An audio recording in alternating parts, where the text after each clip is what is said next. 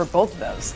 All right, preparations for the first manned voyage to Mars are well underway. From the hundreds of thousands who applied, only 100 people are left in the running right now to inhabit the red planet. From there, 4 people will be selected to take the first trip to Mars that is planned for 2024. There is just one catch. They will never, ever return to Earth. Chris Patil is a Mars One candidate, and he joins us now. Chris, wow. I mean, I have so many questions. Hi, Melissa. How are you? I'm stunned to be sitting here talking to someone who is willing to go to Mars and stay there forever and ever. I mean, you have made the cut so far. What makes you want to go to Mars and stay there, my friend?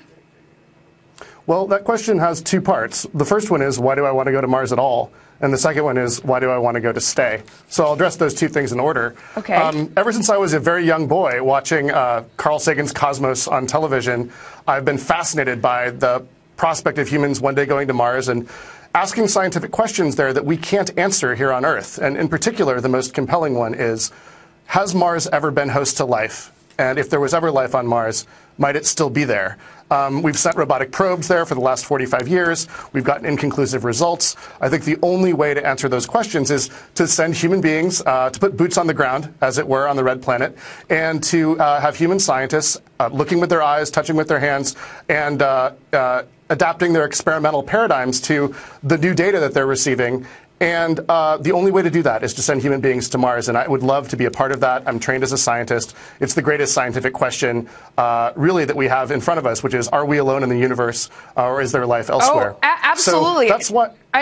This is amazing. And, you know, my 8-year-old son is very fascinated with this, and he says, but, Mommy, I'm not going to leave you. I want to go, but only when I can come back. Let me ask you, you did mention that you are a scientist. You have a PhD in biochemistry, also cell biology. In your expert opinion, what do you think is going to be the hardest part about being there? Well, there are a lot of hard parts about making it on Mars.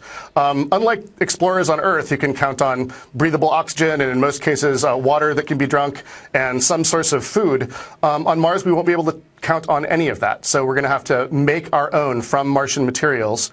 And, for example, we will use the Martian soil to produce water. There's a lot of water in the Martian soil. From that water, we'll make our own oxygen, using the water for drinking, but, of course, also for growing our own food. Yeah. Now, that's a lot of different things happening at once, and those systems will all be interacting with each other.